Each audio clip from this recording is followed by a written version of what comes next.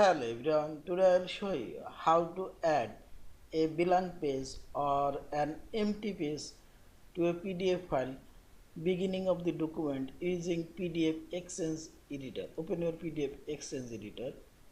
I will show two ways.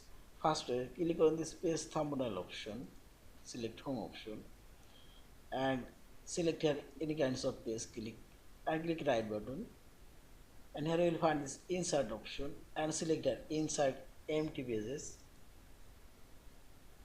Now choose here empty pages size.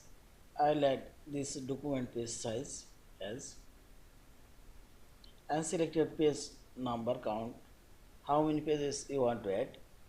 I will add 3 pages and select first page and select here before first page, and now simply select OK and see this 3 pages not inserted before the first page.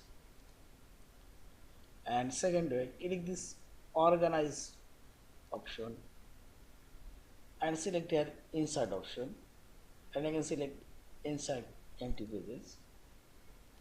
Same way I will insert empty pages, and you can add custom pages. I will insert as document pages size, and same way also I will add 2 pages and first page before, and simply select OK.